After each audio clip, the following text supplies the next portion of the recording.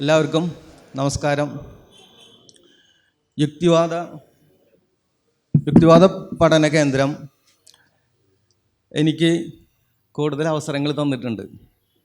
വീണ്ടും ഒരവസരം തന്നിരിക്കുകയാണ്.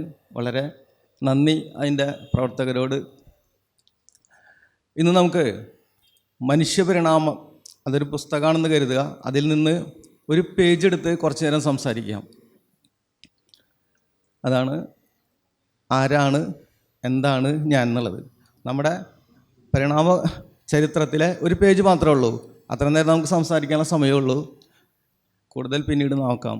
അപ്പോൾ നമുക്ക് ആരാണ് എന്താണെന്ന് നോക്കാം. ആരാണ് എന്താണ് ഞാൻ? ഈ അനുഭവം ഉണ്ടല്ലോ, ആരാണ് എന്താണെന്നുള്ള അനുഭവം എല്ലാവർക്കും ഉണ്ടാകുന്നതാണ്. ഇപ്പം ഇവിടെ മുന്നിലിരിക്കുന്ന എല്ലാവരും ഓരോ ഞാന്മാരാണ്. ഞാനും ഒരു ഞാനാണ്. എന്താണ് ഞാൻ? ഇതിനെക്കുറിച്ച് എല്ലാവർക്കും ഒരു ബോധമുണ്ട്. എനിക്ക് ഇടയ്ക്കിടയ്ക്ക് വരാറുണ്ട്. ഇങ്ങനെ ഒറ്റയ്ക്ക് ഇരിക്കുമ്പോഴോ അല്ലെങ്കിൽ ഇങ്ങനെ ഏത് സമയത്തായാലും ഇങ്ങനെ ഒരു മിന്നായം പോലെ എനിക്ക് ചിന്ത വരാറുണ്ട്. എന്താണ് ഞാൻ എന്നുള്ള ഒരു ചോദ്യം. അതിൽ നിന്നാണ് എൻ്റെ അന്വേഷണത്തിലുള്ള പ്രചോദനം. ഉത്തരം നമുക്ക് പരിണാമം തരുന്നുണ്ട്. പരിണാമശാസ്ത്രം തന്നെ തരൂ. അപ്പം നമുക്ക് നോക്കാം. പക്ഷേ ഈ ചോദ്യം ഞാനോ നമ്മളോ അല്ല ഇത് ആദ്യമായിട്ട് ഉന്നയിക്കുന്നത്. ഇത് സഹസ്രാബ്ദങ്ങൾക്ക് മുമ്പ് തന്നെ നമ്മുടെ മുൻകാല മനുഷ്യർ ഈ ചോദ്യം ഉന്നയിച്ചിട്ടുണ്ട്. ആരാണ് എന്താണ് ഞാൻ എന്നുള്ളത്. അതിന് മതത്തിൻ്റെ അടിസ്ഥാനത്തിൽ പിന്നെ തത്വചിന്തയുടെ അടിസ്ഥാനത്തിൽ കുറച്ച് ഉത്തരങ്ങളുണ്ട്. അതൊന്ന് ആദ്യം നോക്കിയിട്ട് നമുക്ക് നമ്മുടെ തലയോട്ടിയിലേക്കൊന്ന് തലച്ചോറിലേക്ക് കടക്കാം. അതാണ് അതിൻ്റെ രീതി. ഇതാണ് ഞാനെന്ന് പറഞ്ഞതാണ് നമ്മുടെ അസ്തിത്വ ബോധം. അസ്തിത്വം എന്ന വാക്കിനർത്ഥം ഉണ്ട് എന്ന അവസ്ഥ. ബോധം അത് നമ്മൾ അനുഭവിക്കുന്നത് നമ്മുടെ അസ്തിത്വ ബോധം. പിന്നെ ഞാൻ എന്ന ബോധം നമ്മുടെ അനുഭവം, ഞാനുണ്ട് എന്നുള്ള അവസ്ഥ. പിന്നെ അഹംബോധം, അഹം എന്ന് പറഞ്ഞാൽ ഞാൻ തന്നെ, നമ്മളെല്ലാം ഞാൻ നടത്താം. അപ്പോൾ ഈ ബോധം നമുക്കുണ്ട്. എന്താണിത് സംഗതി? ആദ്യം മതം പറഞ്ഞ ഉത്തരങ്ങളിലേക്ക് കടക്കാം. മതം ഇങ്ങനെ പറഞ്ഞു, ഇപ്പോഴും പറഞ്ഞു, ഇപ്പോഴും ഇത് തന്നെയാണ് അവരുടെ ഉത്തരം. അത് സൂക്ഷ്മ ശരീരമാണ്. പിന്നെ ഞാൻ ദൈവാംശമാണ്, അഹം ബ്രഹ്മാസ്മി എന്നൊക്കെ അവർ പറഞ്ഞു തരും. അതായത് ഈ സൂക്ഷ്മ ശരീരം എന്ന് പറഞ്ഞത് നമ്മുടെ ഈ കാണുന്നത് നമ്മുടെ സ്ഥൂലമായ ശരീരമാണ്. സ്ഥൂല ശരീരം. അതിൻ്റെ ഉള്ളിലൊരു അതിസൂക്ഷ്മമായൊരു ശരീരം ഉണ്ടത്രേ. അങ്ങനെയാണ്, ഉണ്ടത്രേ, ഉണ്ടെന്നല്ല. അത് മതത്തിൻ്റെ വിശദീകരണമാണ്. അതൊന്ന്. പിന്നെ ഞാൻ ദൈവാംശമാണ്. കാരണം ഞാൻ ദൈവമാണല്ലോ എന്നെ സൃഷ്ടിക്കുന്നത്. മതത്തിൻ്റെ കാഴ്ചപ്പാടിൽ കൂടെയാണ് പറയുന്നത് ദൈവമാണ് നമ്മളെ സൃഷ്ടിക്കുന്നത്. അപ്പോൾ ദൈവത്തിൻ്റെ ആ ഭാഗം നമ്മിലുണ്ട്. അങ്ങനെ ദൈവാംശം വരുന്നു. കാരണം വിശ്വാസത്തിൻ്റെ ആ മുന്നോട്ട് പോക്കിന് ഈ ദൈവാംശം എന്നുള്ള സാധനം അത്യാവശ്യമാണ്. കാരണം മനുഷ്യനെ ദൈവം സൃഷ്ടിച്ചിട്ട് ഭൂമിയിൽ ജീവിക്കാൻ വിടുന്നു. അതിനുശേഷം നമ്മോട് ജീവിക്കുന്നു, മരിക്കുമ്പോൾ ഞാൻ പുറത്തേക്ക് വരുന്നു, പോകുന്നു. അതവിടെ അങ്ങേരുടെ അടുത്തെത്തുന്നു.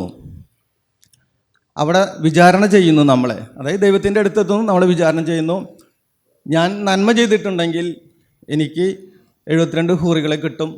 ഒരു ടോക്കൺ തന്ന് പൊക്കോ, അപ്പുറത്തുണ്ടെന്ന് പറഞ്ഞിട്ട് വിടും. അതല്ല എന്നുണ്ടെങ്കിൽ, ഞാൻ തെറ്റാണ്, തിന്മയാണ് ചെയ്തിട്ടുണ്ടെങ്കിൽ ദൈവം പറയും, ദാ അപ്പുറത്ത് ഞാനൊരു ഉരുളിയിൽ എണ്ണ തിളപ്പിച്ച് വെച്ചിട്ടുണ്ട്, പോയി ചാടിക്കോ എന്നും പറയും. അതായത് ഇവിടെ എന്തിനും, ഹൂറികളെ കിട്ടുന്നതിനും എണ്ണയിൽ ചാടുന്നതിനും ഒരു ഞാൻ വേണം. അതാണ് മതത്തിൻ്റെ ആ നിലനിൽപ്പിൽ തന്നെ കിടക്കുന്നത്. കാരണം അത് ഈ ഞാൻ എന്ന സാധനം അവർ അന്വേഷിച്ചില്ലെങ്കിൽ ഈ മതം തന്നെ രൂപപ്പെടാൻ വളരെ പ്രയാസമാണ്, വരില്ല. അതുപോലെ മറ്റൊരു വിശദീകരണമാണ് അഹം ബ്രഹ്മാസ്മി. ഇന്ത്യയിലെ തത്വചിന്തകന്മാരുടെ അവർ കിടന്ന് വിളയാടി നടന്ന ഒരു മേഖലയാണിത്, ഈ ഞാൻ എന്നുള്ള സാധനം. അതിൽ നമ്മുടെ ബൃഹദാരോപനിഷത്തിലുള്ള ഒരു മഹാവാക്യമാണ് അഹം ബ്രഹ്മാസ്മി. അഹം ബ്രഹ്മാസ്മി വെച്ചാൽ ഞാൻ ബ്രഹ്മമാണെന്ന് അർത്ഥം. ഒരു 2000, 3000, 2500 വർഷങ്ങൾക്ക് മുമ്പുള്ള കാലത്ത് ഇന്ത്യയിലെ ഒരു പ്രദേശത്ത് മാത്രമുള്ള മനുഷ്യർ സൃഷ്ടിച്ചെടുത്ത ഒരു വിശ്വാസമാണ് ഈ ബ്രഹ്മം എന്നുള്ളത്. അത് ലോകത്തിന് മൊത്തമുള്ളതല്ല, ഇന്ത്യയിലെ മൊത്തമുള്ളതല്ല, ഒരു പ്രദേശം മാത്രം. എല്ലാ ദൈവങ്ങളും വിശ്വാസങ്ങളും അങ്ങനെ തന്നെ വരുന്നത്. അതിൽ നിന്നും അവരുടെ വിശ്വാസപ്രകാരം അത് ബ്രഹ്മത്തിൻ്റെ, അവർ സൃഷ്ടിച്ചെടുത്ത ബ്രഹ്മത്തിൻ്റെ ഭാഗമാണ് തങ്ങൾ എന്നുള്ള വിശ്വാസത്തിൻ്റെ പേരിലാണ് അഹം ബ്രഹ്മാസ്മി വരുന്നത്. ഇതൊക്കെ മതത്തിൻ്റെ വിശദീകരണങ്ങളാണ്. എന്നാലും മതം ഇപ്പോഴും നമ്മളെ വളരെയധികം ബുദ്ധിമുട്ടിക്കുകയും തടസ്സപ്പെടുത്തുകയും ചെയ്യുന്നുണ്ട്. നമ്മുടെ ഈ വസ്തുതകൾ മനസ്സിലാക്കാൻ നമുക്ക് മുന്നിൽ വളരെ തടസ്സമാണ് മതം. അത് നോക്കുക, മനുഷ്യനെ ദൈവം സൃഷ്ടിച്ചു. ഇന്ന് കാണുന്ന അതേ രൂപത്തിൽ 1350 ഗ്രാം തലച്ചോറുമായി മസ്തിഷ്കം. നമുക്ക് 1350 ഗ്രാം മസ്തിഷ്കമുണ്ട്. നമ്മുടെ പോയിൻ്റ് ഇവിടെയാണ്.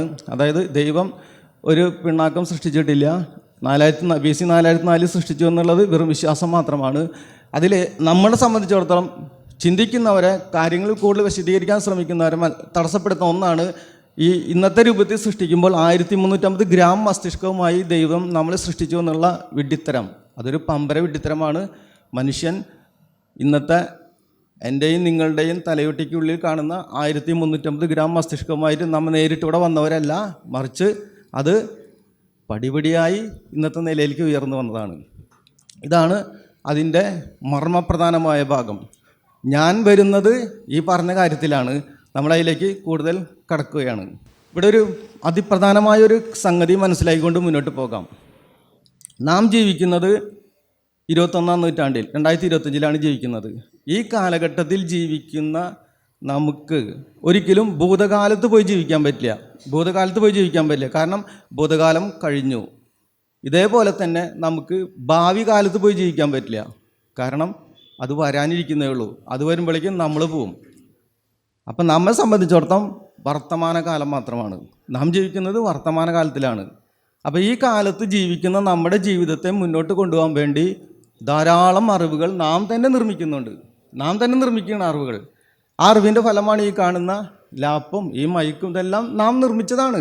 മറ്റൊരു ജീവിക്കും സാധിക്കാത്ത ഈ പ്രക്രിയ നാം നിർമ്മിച്ചതാണ്. അപ്പോൾ ഈ അറിവുകൾ നാം സ്വീകരിച്ച് സാംശീകരിക്കുമ്പോഴാണ് നാം ഇന്നത്തെ മനുഷ്യരാകുന്നത്. ഓർക്കുക, നാം ഇന്ന് ഉൽപ്പാദിപ്പിക്കുന്ന അറിവുകൾ ഭൂതകാലം മനുഷ്യർക്കുള്ളതല്ല. അത് അവർ പോയി. ഭാവികാലം മനുഷ്യർക്കുള്ളതല്ല. അവരിനി വരാതിരിക്കുന്നുള്ളൂ. അവർ വരുമ്പോൾ അവർക്ക് വേണ്ട അറിവ് അവരുണ്ടാക്കിക്കോളും. സംഗതി മർമ്മം കെടുക്കുന്ന ഇവിടെയാണ്.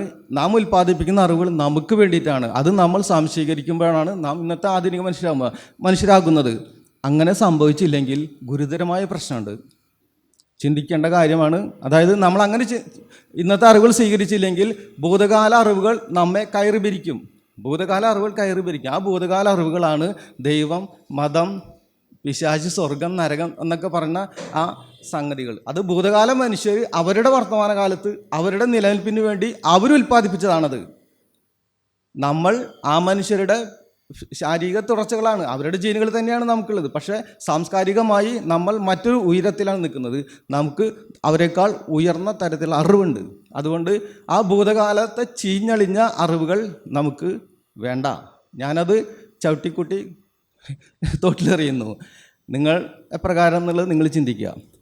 അപ്പോൾ നമുക്ക് വേണ്ടി നാം ഉൽപ്പാദിപ്പിക്കുന്ന അറിവുകളിൽ മർമ്മപ്രധാനമായ ഒന്നാണ് പരിണാമശാസ്ത്രം. ഈ അത് കുറേ ശാസ്ത്രശാഖകൾ കൂടി ചേർന്നിട്ടുള്ള ഒരു മഹാസാഗരമാണത്.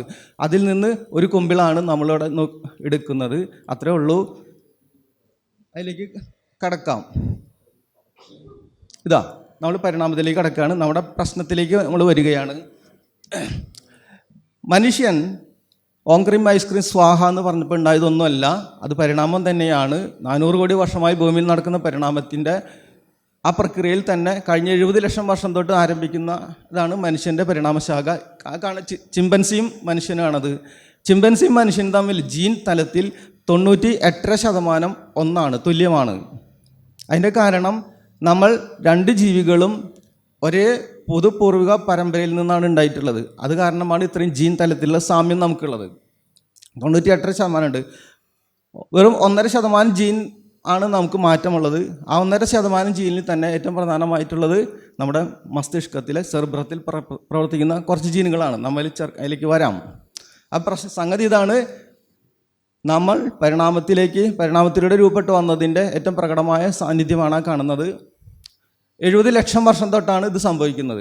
അങ്ങനെ 70 ലക്ഷം വർഷം തൊട്ട് തുടങ്ങി കഴിഞ്ഞ 24 ലക്ഷം വർഷം വരെയുള്ള ഒരു 46 ലക്ഷം വർഷക്കാലത്തോളം നമ്മുടെ മസ്തിഷ്കത്തിൻ്റെ അളവ് വെറും ചിമ്പൻസി തലം, അതായത് ഒരു 360 ഗ്രാം മാത്രമേ ഉണ്ടായിരുന്നുള്ളൂ. 24 ലക്ഷം വർഷത്തിന് ശേഷം നമ്മുടെ സെർബ്രത്തിൽ, അത് ഇവിടെ അവിടെ പ്രവർത്തിക്കുന്ന കുറച്ച് ജീനുകൾ ഡ്യൂപ്ലിക്കേറ്റ് ചെയ്ത് ഇങ്ങനെ ഇരട്ടിച്ചു വന്നു. അതിൻ്റെ ഫലമായി സാവധാനത്തിൽ മസ്തിഷ്കം പെരുകാൻ തുടങ്ങി, വർദ്ധിക്കാൻ തുടങ്ങി. അതായത് ആ ജീനുകൾ, കൂടുതൽ ജീനുകൾ വന്നപ്പോൾ ആ ജീനുകൾ അവയുടെ പ്രോട്ടീനുകൾ നിർമ്മിക്കാൻ തുടങ്ങി. അതായത് നമ്മുടെ ന്യൂറോൺസ് പെരുകാൻ തുടങ്ങി. അങ്ങനെയാണ് മസ്തിഷ്കം പടിപടിയായി വികസിച്ച് വരുന്നത്. ഒറ്റയടിക്ക് ഒന്നും സംഭവിച്ചില്ല. ആ തുടർച്ചയിൽ നോക്കുമ്പോൾ ചിമ്പൻസിയുടെ മസ്തിഷ്കമാണ് ആ കാണുന്നത്, ചെറുത്. അതിൻ്റെ 3 ഇരട്ടിയുണ്ട് മനുഷ്യൻ്റെ മസ്തിഷ്കം. സംഭവം ഇങ്ങനെയാണ് നടന്നത്. ഈ പറഞ്ഞ 24 ലക്ഷം വർഷം തൊട്ട് നടന്ന ജീനുകളിൽ വന്ന മാറ്റങ്ങളുടെ അടിസ്ഥാനത്തിലാണ് ഈ പ്രക്രിയ നടന്നിട്ടുള്ളത്. ഇങ്ങനെ ചിമ്പൻസിയുടെ 360 ഗ്രാമിൽ നിന്ന് മനുഷ്യൻ്റെ 1350 ഗ്രാമിലേക്കുള്ള ആ വികാസത്തിനിടയിലാണ് മനുഷ്യനിൽ ഞാൻ എന്ന ബോധം വികസിക്കുന്നത്, ഉണരുന്നത്, ഉയരുന്നത്. ഓർക്കുക, നാം ഇന്നത്തെ മനുഷ്യൻ സാപ്പിയൻസ് എന്ന് പറയുന്ന നാം അല്ല ആദ്യമായി മനുഷ്യൻ്റെ ചരിത്രത്തിൽ ഈ ഞാൻ എന്ന അസ്തിത്വബോധമുള്ള മനുഷ്യരായി രൂപം കൊണ്ടത്. നാം അതിൽ വളരെ പിൽക്കാലത്തുള്ള ഒരു ജീവവിഭാഗം മാത്രമാണ്. അതിന് അനേകം പൂർവികരുണ്ട്, അവരിലാണ് സംഭവിക്കുന്നത്. ഇനി അതിൻ്റെ മർമ്മപ്രധാനമായ ഭാഗങ്ങളിലേക്ക് നമ്മൾ കടക്കുകയാണ്. ചിത്രത്തിൽ കാണുന്നതാണ് മനുഷ്യ മസ്തിഷ്കം. അതായത് ഈ സെറിബ്രം, മസ്തിഷ്കത്തിൻ്റെ ഉപരിഭാഗമാണ് സെറിബ്രം എന്ന് പറയുന്നത്. അല്പം ഈ മസ്തിഷ്കത്തെക്കുറിച്ച് നമ്മൾ ഇനിയും മനസ്സിലാക്കണം. നമ്മൾ യുക്തിവാദികളും പുരോഗമനക്കാരും ഒക്കെ ആണെങ്കിൽ തന്നെ നമ്മൾ ആധുനികമായ അറിവുകളായിട്ട് പരിചയപ്പെടണം. അപ്പോൾ കുറച്ച് സങ്കീർണമായ വിഷയമാണ് മസ്തിഷ്കം. അതിനെക്കുറിച്ച് നമ്മൾ കുറച്ച് മനസ്സിലാക്കി വയ്ക്കണം. എന്നെങ്കിലും നമുക്ക് നമ്മുടെ യുക്തിവാദ പ്രവർത്തനങ്ങൾക്ക് ഇനി മുന്നോട്ട് പോകുള്ളൂ എന്നും കൂടി പറഞ്ഞുകൊണ്ട് നമുക്കിതിലേക്ക് വരാം. നമ്മളീ കാണുന്നതാണ് നമ്മുടെ സെറിബ്രൽ കോർട്ടെക്സ്. അതായത് സെറിബ്രം എന്ന് പറയുന്നത് എല്ലാ സസ്തനികൾക്കും ഉണ്ട് ഈ സാധനം. പക്ഷേ മനുഷ്യനിൽ ഈ സെറിബ്രം കഴിഞ്ഞ 24 ലക്ഷം വർഷത്തിന് ശേഷം പടിപടിയായി വികസിച്ച് വന്നപ്പോൾ ഇന്ന് കാണുന്ന ഈ അവസ്ഥയാണ്. അതിൽ ആ ചുളിവുകളും വളവുകളും പൊഴിവുകളൊക്കെ കാണുന്ന മൊത്തം ആ ഭാഗം ഉണ്ടല്ലോ, അതിനെ നമ്മൾ സെറിബ്രൽ കോർട്ടെക്സ് എന്ന് പറയും. ഈ സെറിബ്രൽ കോർട്ടെക്സിൽ ഈ 90% പുതിയതായിട്ടുണ്ടായതാണ്. ഈ മസ്തിഷ്ക ഭാഗങ്ങൾ പുതിയതായിട്ടുണ്ടായതാണ്. അതുകൊണ്ട് അതിനെ നിയോ കോർട്ടെക്സ് എന്നും കൂടി പറയും. നമ്മുടെ മൊത്തം മസ്തിഷ്കത്തിൻ്റെ ഈ മൊത്തം മസ്തിഷ്കത്തിൻ്റെ 80% നമ്മൾ ഈ ഉപരിഭാഗത്ത് കാണുന്ന ഈ സെറിബ്രൽ കോർട്ടെക്സ് ആണ്. അതാണ് ഈ കാണുന്ന മൊത്തം ഭാഗം. അതിൻ്റെ ഉള്ളിൽ വേറെ ഭാഗങ്ങളുണ്ട്. അപ്പോൾ ഈ കാണുന്ന സെറിബ്രൽ കോർട്ടെക്സ് അതാണ് നമ്മുടെ ചിന്തിക്കുന്നത്. ഈ ചിന്തിക്കുന്ന ബ്രെയിൻ ഭാഗത്ത് തന്നെയാണ്, അതിൻ്റെ ഉള്ളിൽ തന്നെയാണ് നമ്മളെല്ലാവരും മനുഷ്യനാക്കിയ ആദ്യത്തെ സോഫ്റ്റ്വെയർ എന്നോ അല്ലെങ്കിൽ പ്ലാറ്റ്ഫോം എന്ന് പറയാവുന്ന ഞാൻ എന്ന അനുഭവം രൂപം കൊള്ളുന്നത്. ഇനി നമ്മൾ അത് എന്താണെന്ന് മനസ്സിലാക്കുകയും ആ സോഫ്റ്റ്വെയർ, ആ മസ്തിഷ്ക ഭാഗങ്ങൾ എന്താണെന്ന് മനസ്സിലാക്കുകയും അതിന് എന്തെങ്കിലും പറ്റിയാൽ പിന്നെ എന്താണ് ഉണ്ടാവുക എന്നും കൂടി നമുക്ക് ആ വഴിയെ മനസ്സിലാക്കാം. അതോടുകൂടി ഞാനിത് അവസാനിപ്പിക്കാം. അപ്പോൾ ഇതാണ് ഫോർ ബ്രെയിൻ, നമ്മുടെ സെറിബ്രൽ കോർട്ടെക്സിൻ്റെ ഫോർ ബ്രെയിൻ. അതാണ് ചിന്തിക്കുന്ന ഭാഗം. അതിൻ്റെ ഉള്ളിൽ ആ പച്ച നിറത്തിൽ കാണുന്ന ഭാഗമാണ് മിഡ് ബ്രെയിൻ എന്ന് പറയും. അത് നമ്മുടെ ഇമോഷണൽ ബ്രെയിനാണ്, വൈകാരിക ബ്രെയിനാണ്. അത് എല്ലാ ജീവികൾക്കുണ്ട്, സസ്തനികൾക്കും എല്ലാവർക്കും ഉണ്ട്. അതിൻ്റെ താഴത്ത് ഹൈൻഡ് ബ്രെയിനാണ്. അത് നമ്മുടെ ജന്മവാസന ഭാഗങ്ങൾ. അതും നമ്മൾ പ്രത്യേകം പഠിക്കേണ്ടതുണ്ട്. മനുഷ്യൻ ആകെപ്പം നല്ല കുട്ടപ്പന്മാരായിട്ട് ഇരിക്കുന്നത് കൊണ്ട് നാം എല്ലാം കറക്റ്റായ മനുഷ്യരാണെന്നൊന്നും ചിന്ത വേണ്ട. ഈ ജന്മവാസനകളാണ് നമ്മളിപ്പോഴും ഭരിക്കുന്നത്. ഈ സാറ് പറഞ്ഞതിൻ്റെ പല ഭാഗങ്ങളും ഈ ജന്മവാസന ഭാഗങ്ങൾ വരും. കാരണം ഇപ്പോഴും നമ്മൾ ഭരിക്കുന്നുണ്ട്. ഞാൻ അതിലേക്ക് അധികം കടക്കുന്നില്ല. നോക്കുക, ഇതാണ് ഞാൻ എന്ന ഭാഗം ഉൽപ്പാദിപ്പിക്കുന്നതാണ് ഈ സെറിബ്രൽ കോർട്ടെക്സ്. ഇനി നമ്മൾ അത് എങ്ങനെ ഉണ്ടായി, എന്ന് ഉണ്ടായി, ആരിൽ ഉണ്ടായി എന്ന കാര്യങ്ങൾ നമുക്ക് മനസ്സിലാക്കാം.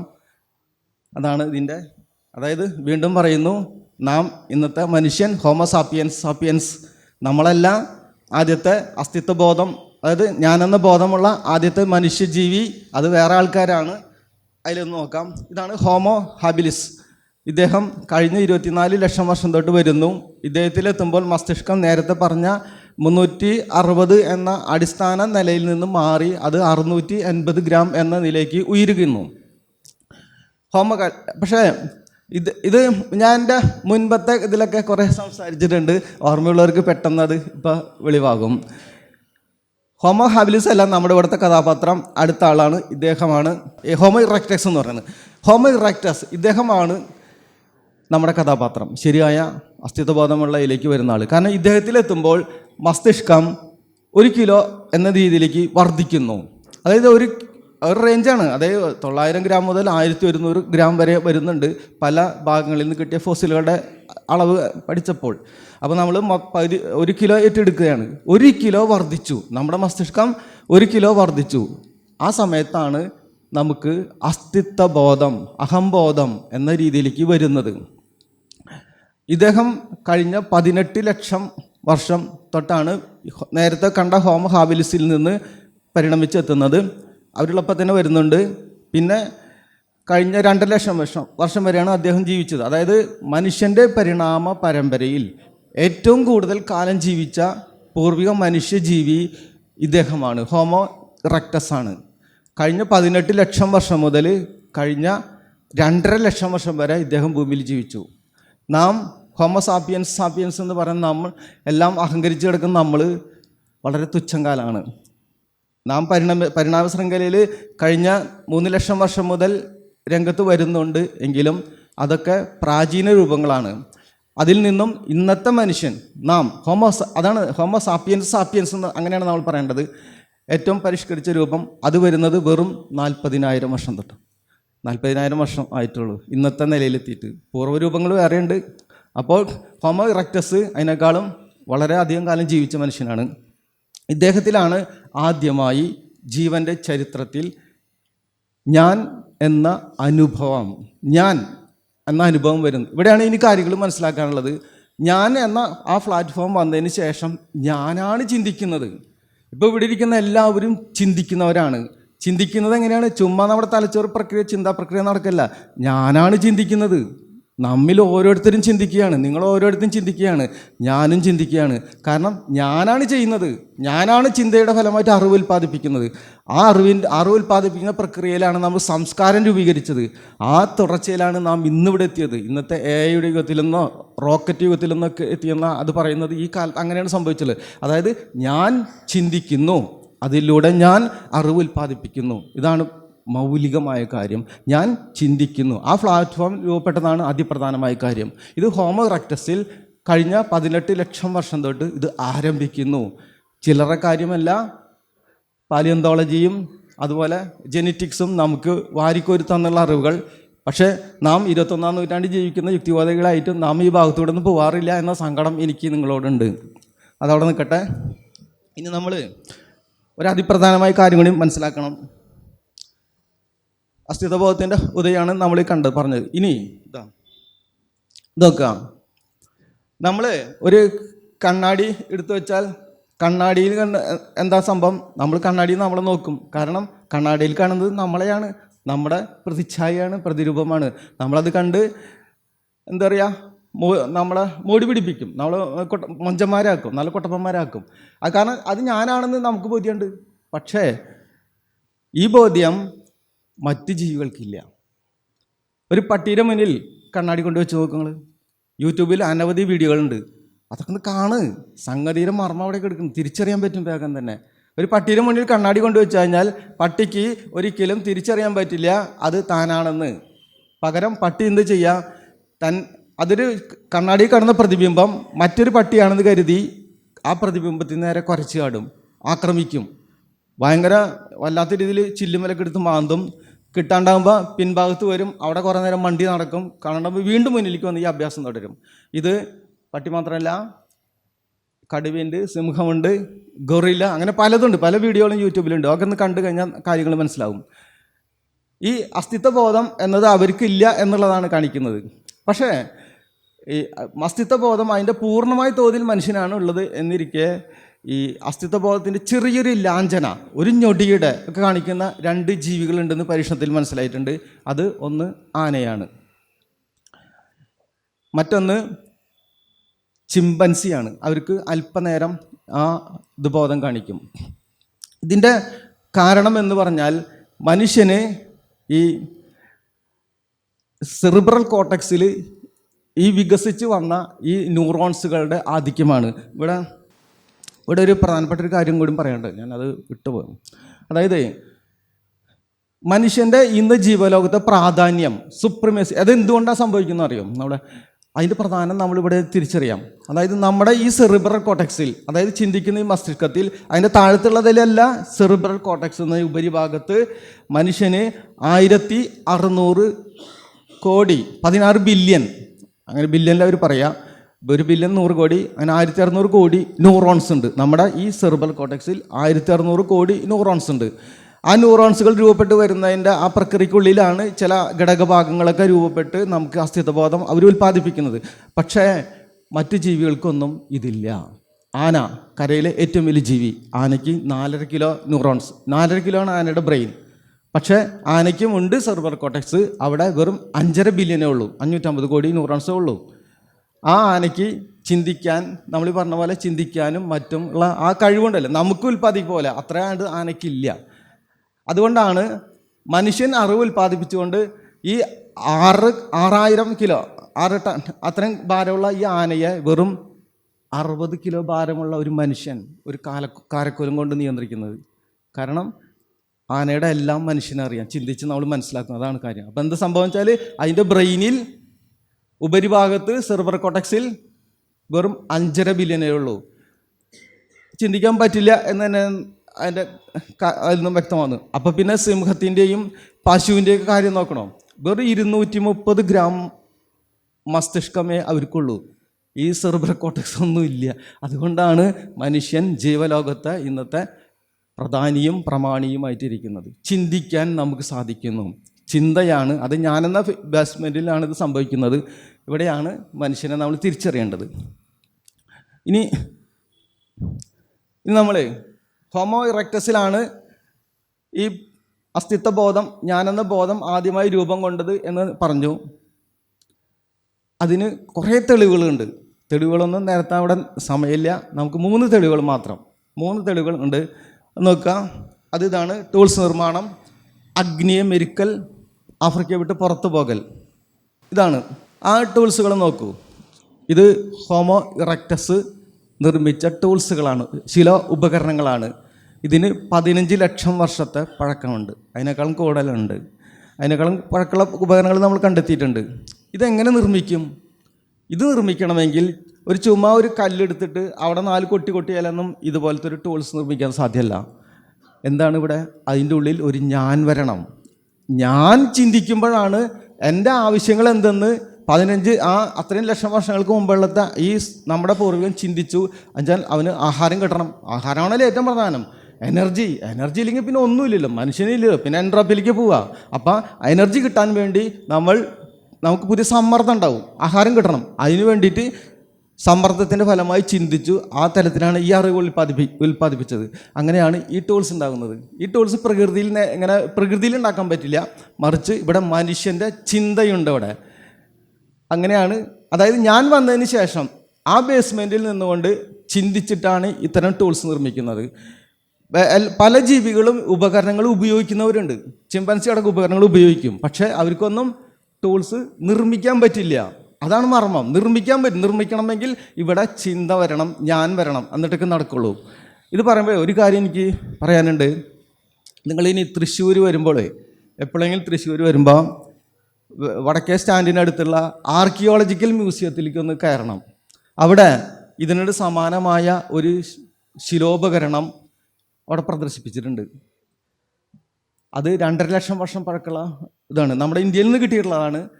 ആന്ധ്രാപ്രദേശിലെ കുർണൂൽ എന്ന സ്ഥലത്തു നിന്നാണ് കിട്ടിയിട്ടുള്ളത്. അവിടെ പ്രദർശിപ്പിച്ചിട്ടുണ്ട്. ഞാൻ അതിൻ്റെ ഫോട്ടോ, എൻ്റെ ആദ്യത്തെ പുസ്തകത്തിൻ്റെ പ്രസാധനത്തിന് വേണ്ടിയിട്ട് അത് അവിടെ ചെന്ന് ഫോട്ടോ ഒക്കെ എടുത്തു. പ്രത്യേക ഫീസ് കൊടുത്ത ഫോട്ടോ എടുക്കും. പക്ഷേ അതിൻ്റെ അനുവാദത്തിന് വേണ്ടിയിട്ട്, പബ്ലിഷിൻ്റെ അനുവാദത്തിന് വേണ്ടിയിട്ട് അതിൻ്റെ ഡയറക്ടറെ പോയി കണ്ടു ഞാൻ. അപ്പോൾ അന്നേരം അദ്ദേഹം പറഞ്ഞു, സാധിക്കില്ല, അതിന് നിങ്ങൾ ഡൽഹിയായിട്ട് ബന്ധപ്പെടണം, അവിടുത്തെ അനുമതി കിട്ടിയെങ്കിൽ നിങ്ങൾക്ക് പബ്ലിഷ് ചെയ്യാൻ പറ്റുള്ളൂ, അല്ലെങ്കിൽ നിങ്ങൾക്ക് പണി വരും എന്ന് പറഞ്ഞു. അപ്പോൾ പണി വന്നാൽ ഞാൻ തൽക്കാലം തയ്യാറല്ലാത്തതുകൊണ്ട് അത് ഞാൻ ഉപേക്ഷിച്ചു. അപ്പോൾ നിങ്ങളെപ്പോഴെങ്കിലും തൃശ്ശൂർ പോകുന്നുണ്ടെങ്കിൽ ആർക്കിയോളജിക്കൽ മ്യൂസിയത്തിലേക്ക് കടന്ന് അതൊന്ന് കാണണം എന്ന് ഞാൻ അഭ്യർത്ഥിക്കണം. ഒരു 10 മിനിറ്റ് അതിൻ്റെ മുന്നിൽ ചിലവഴിക്കണം. കാരണം നമ്മുടെ പൂർവികരാണ്, ആ പൂർവികൻ തലച്ചോറായി കിടക്കുകയാണ്. അവൻ്റെ ജീനുകളാണ് നാം ഓരോരുത്തരും. അല്ലാതെ 6000 വർഷം മുമ്പ് അങ്ങേര് ഓങ്ക്രീം ഐസ്ക്രീം സ്വാഹാന്ന് പറഞ്ഞിട്ടുണ്ടാക്കിയൊന്നുമല്ല നമ്മൾ എന്ന് നമ്മളിവിടെ തിരിച്ചറിയണം. നാം നമ്മുടെ ബ്രെയിനാണത്. ഇനി രണ്ടാമത്തെ കാര്യം, ഹോമോ ഇറക്ടസ് അഗ്നിയെ മെരുക്കി. നമ്മുടെ ജീവിതത്തിലെ ഏറ്റവും മർമ്മപ്രധാനമായ കാര്യമാണ് അഗ്നി, തീയെ നമ്മൾ മെരുക്കി. അതായത് ഈ കാട്ടുതീ പടരുമല്ലോ, കാട്ടുതീ പടരുന്ന സമയത്ത് സകല ജീവികളും ജീവനും കൊണ്ട് ഓടും. കാരണം അവർക്ക് തീയും പുകയും സഹിക്കാൻ പറ്റില്ല. പക്ഷേ ഹോമോ ഇറക്ടസ് അത് നോക്കി നിൽക്കും. കാരണം എന്താണ്? ഞാനാണ് നോക്കി നിൽക്കുന്നത്. ആ തീയും ഞാനും തമ്മിൽ അകലത്തെക്കുറിച്ച് എനിക്ക് ബോധ്യമുണ്ട്. അങ്ങനെ വരുമ്പോൾ എനിക്ക് പായേണ്ട കാര്യമില്ല. അത് നോക്കി നിന്നു.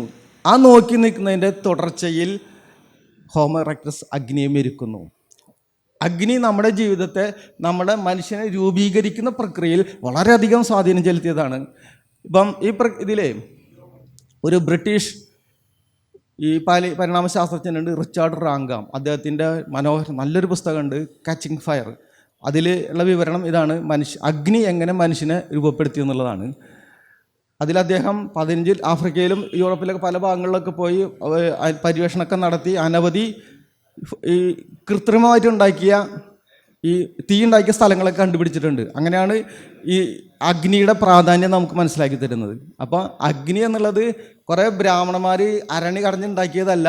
അത് നമ്മുടെ പൂർവികർ നമ്മുടെ ചിന്തിച്ചുകൊണ്ട് അങ്ങനെയാണ് അത് നിർമ്മിച്ചെടുത്തത് എന്ന് ഇവിടെ നാം വ്യക്തമാക്കുകയാണ്. അടുത്ത ഘട്ടം, ഹോമോ ഇറക്ടസ് ആഫ്രിക്കയിൽ നിന്ന് പുറത്ത് കടന്ന് ഏഷ്യയിലും യൂറോപ്പിലും വ്യാപിക്കുന്നു.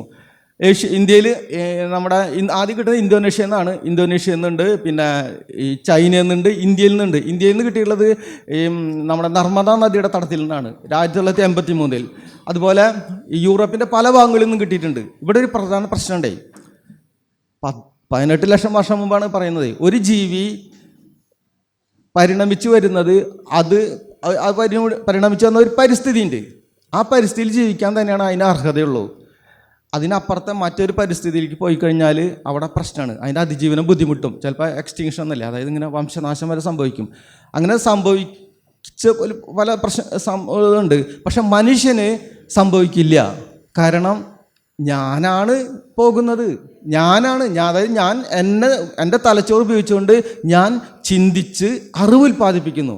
അതുവരെ ഭൂമിയിൽ ചിന്തിച്ച് അറിവ് ഉൽപ്പാദിപ്പിക്കുന്ന ഒരു പ്രക്രിയയില്ല. നാം ചിന്തിച്ചുകൊണ്ട് ഉൽപ്പാദിപ്പിക്കുന്ന അറിവുകൾ, അതിനാണ് നമ്മൾ ആർജിത അറിവുകൾ എന്ന് പറയുന്നത്. അത് നമ്മുടെ ചിന്തകൾ കൊണ്ട് ഈ ഉപരിഭാഗത്ത് മസ്തിഷ്കം ഉപയോഗിച്ചാണ് നടക്കുന്നത്. മറ്റു ജീവികൾക്കൊന്നും ഈ ചിന്തിച്ച് അറിവ് ഉൽപ്പാദിപ്പിക്കാനുള്ള കഴിവില്ല. കാരണം അവർക്ക് സെറിബ്രൽ കോർട്ടെക്സ് വികസിച്ചിട്ടില്ല എന്നതാണ് അതിൻ്റെ പ്രധാന കാര്യം. അപ്പോൾ അങ്ങനെയാണ് ഇറക്ടസ് പുറത്ത് കടന്ന് മറ്റു ഭാഗങ്ങളിലേക്കൊക്കെ എത്തുന്നത്. അത് വളരെ നല്ല അടിപൊളി രസകരമായ പൂർവ്വ ചരിത്രമാണത്. ഇനി കുറച്ച് ഞാനിപ്പോൾ ഇങ്ങനെ വേഗം പോവുകയാണ് കേട്ടോ, കാരണം നമ്മുടെ സമയപരിധി എന്നെ പ്രഷർ ചെയ്യുന്നുണ്ട്. കുറേ പൂർവികരെ കുറച്ച് ഞാന്മാരെയും കണ്ടു പോകാം. നമുക്ക് സെൽഫുകളാണ്. ഇതാണ് ഹോമോ ഹൈഡൽബർഗൻസിസ് എന്ന് പറയും. ഇദ്ദേഹം ഈ ഇറക്ടസ് ഉള്ളപ്പോൾ തന്നെ അതിൽ നിന്ന് പരിണമിച്ചു വന്ന മറ്റൊരു ഞാനാണ്. 8 ലക്ഷം വർഷം മുമ്പ് ഇദ്ദേഹം രൂപപ്പെട്ടു വന്നു. ഇനി അടുത്ത ഇതിൽ നിന്ന് ഹോമോ ഇറക്ടസിൻ്റെ മറ്റൊരു ഭാഗമാണ് പിന്നീട് പരിണമിച്ചു വന്നാണ് ഹോമോ ഹൈഡൽബർഗൻ നിയാണ്ടർതാലൻസിസ് എന്ന് പറയും. നിയാണ്ടർതാൽ എന്ന് പറഞ്ഞ ജീവികൾ ഇവരാണ്, മനുഷ്യന്മാർ. പിന്നീട് മറ്റൊരു ഭാഗമാണ് ഡെനിസോവൻ മനുഷ്യൻ. ഇത് 2009 മുതലാണ് ഇവനെ സ്ഥിരീകരിച്ചത്. അങ്ങനെ ആ പട്ടികയിൽ വരുന്നു മറ്റൊരു ഞാൻ. ഇതാണ് മനുഷ്യൻ. 3 ലക്ഷം വർഷം മുമ്പ് ആഫ്രിക്കയിൽ മൊറോക്കോയിൽ ജബിൽ ഇർഹൗദ് എന്ന സ്ഥലത്തു നിന്ന് ഈ ഞാനിനെ ജർമ്മനിയിലെ പരിണാമശാസ്ത്ര ടീം പൊക്കിയെടുത്തു. ഇതാണ് നമ്മുടെ ഏറ്റവും താഴെത്തട്ടിലുള്ള ഹോമോ, നമ്മുടെ മനുഷ്യൻ്റെ ഏറ്റവും താഴെത്തട്ടിലുള്ള ഫോസിൽ ഇതാണ്. ഇതോടുകൂടി ഇന്നത്തെ മനുഷ്യൻ രംഗത്ത് വന്നു. ആ മനുഷ്യൻ രംഗത്ത് വന്നു. പക്ഷേ പിന്നീട് നേരത്തെ പറഞ്ഞ പോലെ കഴിഞ്ഞ 40,000 ഇത് പ്രാചീന രൂപങ്ങളാണ്. അതിൽ നിന്ന് കഴിഞ്ഞ 40,000 വർഷം എത്തുമ്പോഴാണ് ഇന്നത്തെ ഹോമോ സാപ്പിയൻസ് വരുന്നത്. അതാണ് നമ്മൾ. ഇനി നമുക്ക് ഇത്രയും പറഞ്ഞതിൽ നിന്ന് നമ്മളൊരു ഓടിച്ചു പോകലാണ്. അതിൻ്റെ ഡീപ്പായിട്ട് ഇനിയും പോകാനുണ്ട്. പക്ഷെ സമയത്തിൻ്റെ പ്രശ്നമുണ്ട്. അപ്പോൾ നമ്മൾ അടുത്ത ഒരു ഇത് കാണുകയാണ്. ഇതാണ് നമ്മുടെ സെറിബ്രത്തിലെ, ഇനി നമ്മൾ നോക്കുന്നത് എവിടെയാണ് ഈ ഞാനിരിക്കുന്നത് എന്നുള്ളതാണ്. അതാണ് മർമ്മപ്രധാനമായ കാര്യം. നമ്മുടെ സമയത്തിൻ്റെ ഉള്ളിൽ തീർക്കാനുള്ളത് കൊണ്ടാണ് ഇങ്ങനെ ചെയ്യുന്നത്. ഇതാണ് നമ്മുടെ ഈ നേരത്തെ പറഞ്ഞ നിയോ കോട്ടക്സിനെ വിഭജിച്ച് വെച്ചാൽ കാണുന്നതാണ് frontal lobe, parietal lobe, temporal lobe, പിന്നെ ഓക്സിപിറ്റൽ ലോബ്. ഇങ്ങനെ 4 ഭാഗങ്ങളുണ്ട് ഈ പറഞ്ഞ ഇതിന് മുകൾ ഭാഗത്ത്. അവിടെയാണ് ചിന്തിക്കുന്നതും ഭാവന ചെയ്യുന്നതും വിശകലനം ചെയ്യുന്നതും തീരുമാനം എടുക്കുന്നതും യുക്തിചിന്ത നടത്തുന്നതും യുക്തിചിന്ത നടത്തുന്നതും വിശ്വാസിയായാലും അവിശ്വാസിയായാലും യുക്തിചിന്ത നടത്തുന്നതൊക്കെ ഈ ഭാഗങ്ങളെ കൊണ്ടാണ്. ഇതാണ് ഈ ഫ്രോണ്ടൽ ലോബ് എന്ന് പറയുന്നത്, നമ്മുടെ തൊട്ട് മുന്നിലുള്ള ഭാഗം. ഇതിൻ്റെ ഉള്ളിൽ തന്നെ തൊട്ടടുത്തായിട്ട് പ്രിഫ്രോണ്ടൽ കോർട്ടെക്സ് എന്ന് പറഞ്ഞ ഭാഗങ്ങളുണ്ട്. പേരുകളൊക്കെ പറയുമ്പോൾ നിങ്ങൾ അന്താളിക്കണ്ട. ഇതൊക്കെ നമ്മുടെ നാട്ടുകാരല്ല അത് കണ്ടുപിടിച്ചത്, നമ്മുടെ മലയാളികൾ കണ്ടുപിടിക്കുന്നത്. നമ്മൾ മലയാളം പേരിടാമായിരുന്നു, പക്ഷേ യൂറോപ്യന്മാരാണ്, അമേരിക്കക്കാരാണ് കണ്ടുപിടിച്ചത്. അതുകൊണ്ട് ആ പേര് തന്നെ നമുക്ക് ഇവിടെ സ്വീകരിക്കുന്ന നിവൃത്തിയുള്ളൂ. അപ്പോൾ ഈ ഭാഗത്താണ് പ്രിഫ്രോണ്ടൽ കോർട്ടെക്സ്. ഇവിടെയാണ് അതിൻ്റെ കേന്ദ്രം, ചിന്തിക്കുന്നത്. ഞാനിപ്പോൾ എന്ത് പറഞ്ഞാലും നിങ്ങൾ അതുപോലെ ഒന്നും സ്വീകരിക്കുന്നില്ല. കാരണം ഇവിടെ ഒരു അരിപ്പുണ്ട്, ചിന്തയുടെ ഒരു അരിപ്പുണ്ട്. ഞാനാണ് നിങ്ങളെ ഓരോരുത്തരും ചിന്തിക്കുന്നത്. അപ്പോൾ ഞാൻ പൊട്ടത്തരം പറഞ്ഞാൽ ആ പൊട്ടത്തരത്തിന് അവിടെ ബ്ലോക്ക് ചെയ്യും, എന്നെ വിമർശിക്കും. അതാണ് ഞാൻ നമ്മുടെ ഫ്രോണ്ടൽ ലോബ്. ഇവിടെയാണ് ചിന്ത നടക്കുന്നത്. ഈ ഭാഗത്താണ് ഇരുന്ന് ചേർന്നിട്ട്, അതുപോലെ നെറുകയുടെ കുറച്ച് ഭാഗം, ഈ പരിറ്റൽ ഇവിടെ, ഈ ഭാഗങ്ങൾ ഇവിടെ ചേർന്നിട്ടാണ് ഈ ഞാനിരിക്കുന്നത്. നമുക്കിനി ആ ഞാനിനെ ഒന്ന് കാണാം. അതിനു മുമ്പ് ഒരു പ്രധാനപ്പെട്ട ഒരു സംഗതി നോക്കാം. ഇതാണ് ബ്രെയിൻ്റെ ഏരിയയാണ്. 1909 ഒരു ജർമ്മൻ ന്യൂറോ സയൻറ്റിസ്റ്റ്, അദ്ദേഹത്തിൻ്റെ പേര് കോർബീനിയൻ ബ്രോഡ്മാൻ. അദ്ദേഹം ഈ ബ്രെയിനെ, പ്രത്യേകിച്ച് സെറിബ്രൽ കോർട്ടെക്സിനെ കീറി മുറിച്ച്, അനവധി ബ്രെയിനെ കീറി മുറിച്ച് അദ്ദേഹം പഠിച്ചു, കുറേ കാര്യങ്ങൾ വ്യക്തമാക്കി. അപ്പോൾ തന്നെ അദ്ദേഹത്തിന് മനസ്സിലായി ഇത് കുറേ പഴയതുണ്ട്, കുറേ പുതിയതുണ്ട് എന്നൊക്കെ മനസ്സിലായി. ഈ അടുത്ത കാലത്ത് രൂപപ്പെട്ട ഭാഗങ്ങളൊക്കെ അദ്ദേഹം ഇതിന് മനസ്സിലായി. അവനെ സെറിബ്രൽ കോർട്ടെക്സിൽ ഈ ഭാഗങ്ങളെ അദ്ദേഹം 52 ഏരിയകളായി തിരിച്ചു. എന്നിട്ട് ഓരോ പേരിട്ട് കൊടുത്തു. അതിന് ബ്രോഡ്ബാൻ ഏരിയ എന്നുള്ളത്. നമ്മുടെ സെറിബ്രൽ കോർട്ടെക്സിലെ അതിപ്രധാനമായ ഭാഗങ്ങളാണ്. ഇവിടെയാണ് ഇതൊരു വാതിലാണ്, ഞാനിലേക്ക് കടക്കാൻ പോണ വാതിൽ. ഇതാണ് ഞാൻ. അത് കൃത്യമായിട്ട് കാണുന്നുണ്ടല്ലോ. ഞാൻ നമ്മുടെ ആൻറ്റീരിയൽ, അതേ ഫ്രോണ്ടൽ ലോബിൽ ഈ പറഞ്ഞ ഭാഗത്തിന് അടുത്തുള്ള ആൻറ്റീരിയൽ സിംഗുലേറ്റ്, ആൻറ്റീരിയൽ ഇൻസുല, ഇൻഫീരിയൽ പരിറ്റൽ ലോബുൾ, പിന്നെ വോൺ എക്കോനോമ ന്യൂറോൺസ്. അതായത് ഞാനെന്ന അനുഭവം നമ്മിൽ ഉൽപ്പാദിപ്പിക്കുന്നത് ഒരൊറ്റ ഭാഗമല്ല, അനവധി ഭാഗങ്ങൾക്ക് ചേർന്നിട്ടാണ്. അങ്ങനെയാണ് ഞാൻ എന്ന അനുഭവം നമുക്ക് ഉൽപ്പാദിപ്പിക്കുന്നത്. അതിൽ ഈ കാണുന്ന ഭാഗങ്ങൾ, അതിന് നമ്പർ ഉണ്ടായില്ല, നമ്പറൊക്കെ കാണാമല്ലോ, ആ ഭാഗങ്ങളാണ്. അതിന് ബ്രോഡ്ബാൻ ഏരിയ നമ്പറാണ് കാണുന്നത്. ഇതിൽ ഇത്രയും ഭാഗങ്ങളാണ് നമ്മളെ ഈ എന്നിൽ ഞാൻ പൂർണ്ണബോധത്തോടെ ഇവിടെ നിൽക്കുന്നത്. അതുപോലെ നിങ്ങളെല്ലാവരും പൂർണ്ണബോധത്തോടെ നിൽക്കുന്നത്, നിങ്ങളുടെ ഞാന്മാരും. അത് സംഭവിക്കുന്നത് ഈ ഭാഗങ്ങൾ ഇപ്പോൾ ആക്റ്റീവാണ്. അതാണ് സംഭവം. അതിനടുത്തുള്ളതാണ് ഈ പറയുന്ന വോൺ എക്കോനോമ ന്യൂറോൺസ്. വോൺ എക്കോനോമ ന്യൂറോൺസ് എന്ന് പറഞ്ഞാൽ അത് 1926 കണ്ടുപിടിക്കുന്നത്. വോൺ എക്കോനോമ കോൺസ്റ്റന്റൈൻ വോൺ എക്കോനോമ എന്നാണ് ഒരു ആസ്ട്രിയൻ ന്യൂറോ സയൻറ്റിസ്റ്റാണ് അദ്ദേഹമാണ് ആ പ്രത്യേക ന്യൂറോൺസുകളെ കണ്ടെത്തിയത്. അത് ആ ചിത്രം ആ ഒരു ചെറിയ നീല അടയാളപ്പെടുത്തിയിട്ടുണ്ടല്ലോ, ആ ഭാഗത്ത് ഇൻസുലയാണ്. അതിൻ്റെ അടുത്തുള്ളതാണ് ഈ വോൺ എക്കോനോമ ന്യൂറോൺസ് എന്നുള്ളത്. ആ ന്യൂറോൺസ് ഇത്തിരി വലിപ്പം കൂടിയ ന്യൂറോൺസാണ്. ശരിക്കും നമ്മിലെ ഞാനിനെ ഒക്കെ ഉൽപ്പാദിപ്പിക്കുന്ന ഭാഗങ്ങളാണിത്. ഇതാണ് ഇത്രയും പറയുമ്പോൾ നിങ്ങൾക്ക് മനസ്സിലാക്കാം. അതായത് ഞാനെന്നത് എൻ്റെ ഉള്ളിലുള്ള ഒരു സൂക്ഷ്മ ശരീരമല്ല, ഞാൻ ദൈവാംശമല്ല, ഞാൻ അഹംബ്രഹ്മാസ്മിയല്ല, ഞാൻ അവർ പറഞ്ഞൊരു തേങ്ങാക്കൊലയുമല്ല. ഞാനെന്ന് പറയുന്നത് നമ്മുടെ ബ്രെയിനാണ്. നമ്മുടെ ബ്രെയിൻ കഴിഞ്ഞ 24 ലക്ഷം വർഷത്തിന് ശേഷം രൂപപ്പെട്ടു വന്ന ആ പെരുകലിൻ്റെ അതിൻ്റെ ഇടയിൽ ചില ഭാഗങ്ങൾ, സവിശേഷമായി ചില ഭാഗങ്ങൾ അവിടെ രൂപപ്പെട്ടു വരുന്നുണ്ട്. അവയാണിത് ഉൽപ്പാദിപ്പിക്കുന്നത്, ഈ ഞാനെന്നുള്ളത്. ഇനി ഇതോടൊപ്പം തന്നെ ഒരു സങ്കടകരമായ കാര്യമുണ്ട്. അതിതാണ്, അതായത് ഈ നമുക്ക് ഡിമെൻഷ്യ എന്നൊരു രോഗാവസ്ഥ ഉണ്ടല്ലോ, എല്ലാവർക്കും അറിയാം. അത് ബ്രെയിന് സംബന്ധിക്കുന്ന രോഗങ്ങളുടെ ഒരു കൂട്ടായ പേരാണ്, ഒരു അമ്പർല ടൈമാണത്. അതിൽ കുറേ രോഗങ്ങളുണ്ട്. അതിലിപ്പം അൽഷിമേഴ്സ്, ഇപ്പം പെട്ടെന്ന് മനസ്സിലാവുന്നുണ്ടെങ്കിൽ യുക്തിവാദികളുടെ നേതാവായിരുന്ന പവനൻ സാറ് ഇതുപോലെ അനവധി വർഷം ഡിമെൻഷ്യ വന്നിട്ട്, അദ്ദേഹം അൽഷിമേഴ്സ് ആയിരുന്നു. മേധാക്ഷയം, ഒന്നും ഓർമ്മയില്ല അദ്ദേഹത്തിന്. ആ ഒരു ദുരവസ്ഥയുടെ കടന്നുപോയി. സംഭവം ഇവിടെയാണ് നടക്കുന്നത്. ഈ ബ്രെയിനിൽ സംഭവിക്കുന്ന അദ്ദേഹത്തിന് ഹിപ്പോകാമ്പസിൻ്റെ ഭാഗങ്ങളൊക്കെ ഇങ്ങനെ അഴുകിപ്പോയി. അങ്ങനെ അത് സംഭവിക്കപ്പോണെങ്കിൽ നമുക്ക്, അതായത് പൂർണ്ണ സുരക്ഷിതത്വമൊന്നുമല്ല ആ ബ്രെയിൻ എല്ലാ കാലം നിലനിൽക്കുന്നതെന്നേ. അങ്ങനെ സംഭവിച്ചത് കൊണ്ടാണ് പലതും വരുന്നത്. ഇവിടെ ഞാൻ ഈ ചിത്രം കാണിച്ചിട്ടുള്ളത് ഇദ്ദേഹത്തെ അറിയാലോ, ഡൈഹാർഡ് സിനിമാ പരമ്പരയിലെ നായകൻ ബ്രൂസ് വില്ലിസ് ആണ്. ഡൈഹാർഡ് സിനിമാ പരമ്പരയ്ക്ക് ഒന്ന് കണ്ടു നോക്കുക, അടിപൊളി സിനിമയാണത്, ഹോളിവുഡാണ്.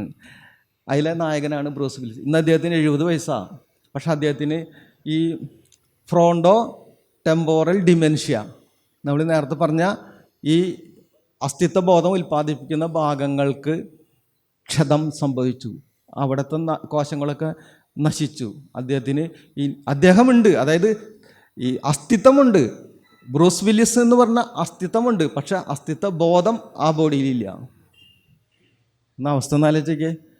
അത് ബ്രെയിനിൻ്റെ വികാസം കൊണ്ട് നമുക്ക് എന്തെല്ലാം ഇപ്പം നമ്മൾ ഈ ഭൂമി എന്ന ഗ്രഹം തന്നെ വിട്ട് മറ്റ് അന്യഗോളങ്ങളിലേക്ക് ജീവിക്കാനുള്ള സൗകര്യങ്ങൾ അന്വേഷിച്ചുകൊണ്ട് നിരന്തരം പര്യവേഷണങ്ങൾ നടത്തുകയാണ് നമ്മൾ. സ്പേസിന് മിൽക്കി വേയിൽ തന്നെ അതുപോലെ അനവധി ഈ ഇതുണ്ടല്ലോ, അവിടെയൊക്കെ നമ്മൾ പര്യവേഷണം നടത്തിക്കൊണ്ടിരിക്കുകയാണ്.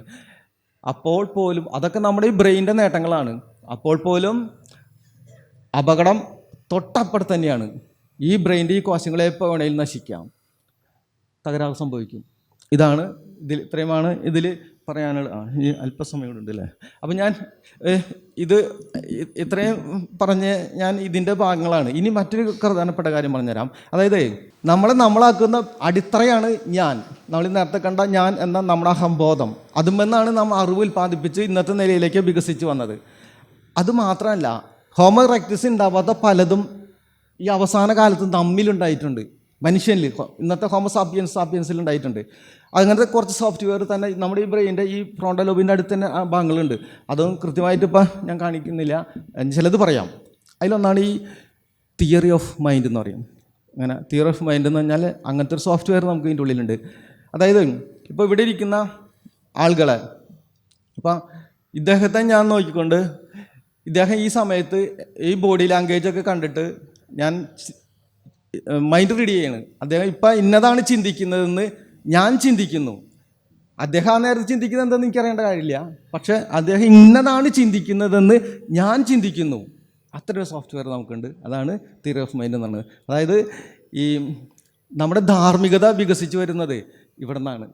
ധാർമ്മികത നേരത്തെ ഉണ്ട്, പക്ഷേ മനുഷ്യൻ്റെ ധാർമ്മികത എന്ന് പറഞ്ഞാൽ മറ്റുള്ളവരെക്കാളും വ്യത്യസ്തമാണ്. അത് അതിഗംഭീരമായിട്ട് വികസിച്ച് വരുന്നത് ഈ തിയറി ഓഫ് മൈൻഡ് എന്നുള്ള ഒരു സോഫ്റ്റ്വെയർ വന്നുകൊണ്ട്. അതായത് ഇപ്പോൾ ഒരാളിപ്പോൾ ആവശ്യനായിരിക്കുന്നത് കരുതുക, നമ്മൾ ഒറ്റ നോട്ടത്തിൽ നമ്മൾ അദ്ദേഹത്തിൻ്റെ ആവശ്യത മനസ്സിലാക്കുകയും അദ്ദേഹത്തെ സഹായിക്കുകയും ചെയ്യുക. അദ്ദേഹം ആരാണെന്ന് അറിയണമെന്നില്ല, സഹായിക്കും. അതാണ് ഈ സംഗതി തിയറി ഓഫ് മൈൻഡ് എന്ന് പറയുന്നത്. അത് മറ്റാളെ നമ്മൾ മനസ്സിലാക്കുക എന്നുള്ളതാണ്. അത് നേരത്തെ പറഞ്ഞ പോലെ അദ്ദേഹം എന്താണ് ചിന്തിക്കുന്നതെന്ന് നമുക്ക് അദ്ദേഹത്തെ തന്നെ അറിയുള്ളൂ, പക്ഷേ അങ്ങനെയാണ് ചിന്തിക്കുന്നതെന്ന് നമ്മൾ വിചാരിക്കുന്നു. അങ്ങനെയാണ് ആ സോഫ്റ്റ്വെയറിൻ്റെ പ്രവർത്തനം. അതാണ് തിയറി ഓഫ് മൈൻഡ്. ഈ തിയറി ഓഫ് മൈൻഡാണ് നമ്മുടെ സാഹിത്യം മുഴുവനും. നമ്മുടെ സാഹിത്യം മുഴുവനും ഈ തിയറി ഓഫ് മൈൻഡാണ്. ഉദാഹരണം പറഞ്ഞുതരാം. MT അല്ലെങ്കിൽ തകഴി, ചെമ്മീൻ എടുത്തോ. ചെമ്മീൻ എന്താണ്? കടപ്പുറത്ത് നടക്കുന്ന ഒരു മനുഷ്യൻ. അതാണ് ഒരു പളനി. ആ പളനിയെ തകഴി സൃഷ്ടിച്ചിട്ട് പഴനി ഇങ്ങനെയാണ് ചിന്തിക്കുന്നതെന്ന് തകഴി ചിന്തിക്കുകയാണ്. അങ്ങനെയാണ് ഡെവലപ്മെൻറ്റ്. അങ്ങനെയാണ് MT ആയാലും ആരായാലും ഇത് ചെയ്തു വെച്ചുള്ളത്. സാഹിത്യം മുഴുവനും നമ്മുടെ തിയറി ഓഫ് മൈൻഡാണ്. ഇത് തന്നെയാണ് മതഗ്രന്ഥങ്ങൾ മുഴുവനും. തിയറി ഓഫ് മൈൻഡാണ് മതഗ്രന്ഥങ്ങൾ മുഴുവനും. അതൊക്കെ നമുക്ക് പിന്നീട് മനസ്സിലാക്കാം. പിന്നെ ഈ തിയറി ഓഫ് മൈൻഡ് തന്നെയാണ് ദൈവത്തെ സൃഷ്ടിച്ചത്. കാരണം നമ്മുടെ മനസ്സിൽ ഇങ്ങനെ അത് ആത്മാവിൻ്റെ ഒരു വികാസത്തോടെ ശേഷം തുടർന്നാണ് അത് വരുന്നത്. അങ്ങനത്തെ ഒരാളുണ്ടെന്ന് ആൾ ഇങ്ങനെയാണ് ചിന്തിക്കുന്നതെന്ന് മനുഷ്യൻ ചിന്തിച്ചതിൻ്റെ ഫലമായിട്ടാണ് ദൈവം എന്നുള്ള ആ ഒരു സാങ്കല്പിക സ്വത്വം നമ്മൾ രൂപപ്പെട്ടു വരുന്നത്. അല്ലാതെ ഈ സംഗതി ഒന്നുമില്ല. ഞാൻ ഇതിനെക്കുറിച്ചുള്ള കൂടുതൽ നമ്മൾ അടുത്ത ഞായറാഴ്ച തൃശ്ശൂർ വെച്ച് സംസാരിക്കുന്നുണ്ട്, ഈ KYSൻ്റെ വേദിയിൽ വെച്ചിട്ട്. അപ്പം ഈ തിയറി ഓഫ് മൈൻഡ് എന്നുള്ളത് ദൈവത്തെ സൃഷ്ടിച്ചതും മതഗ്രന്ഥങ്ങളെ സൃഷ്ടിച്ചതും പിന്നെ സാഹിത്യം ഒക്കെ ഈ സാധനം തന്നെയാണ്. നമ്മളത് മനസ്സിലാക്കാതെ ആസ്വദിച്ച് പോകുന്നു എന്ന് മാത്രമേ ഉള്ളൂ. ഇനി ആസ്വദിക്കുമ്പോൾ ഇതും കൂടി ഒന്ന് ചേർത്ത് വയ്ക്കുക. ഇതാണ് അതിലത്തെ മർമ്മം. പിന്നെ മറ്റൊന്നുള്ളതാണ് ഇൻട്രോസ്പെക്റ്റീവ് സെൽഫ് എന്ന് വെച്ചാൽ നമ്മുടെ ഇൻട്രോസ്പെക്റ്റീവ് സെൽഫ് എന്ന് പറയും. അതെന്ന് വെച്ചാൽ നമ്മുടെ ഉള്ളിൽ തന്നെയുള്ള നമ്മുടെ ചില ഭാഗങ്ങളാണ്. ആന്തരിക യാത്ര നമുക്ക് നടത്താൻ പറ്റും. മറ്റൊരു ജീവിക്കും സാധിക്കാത്ത സാധനമാണ്. നമുക്ക് ഉള്ളിൽ ആന്തരിക യാത്ര നമുക്ക് നടത്താൻ പറ്റും.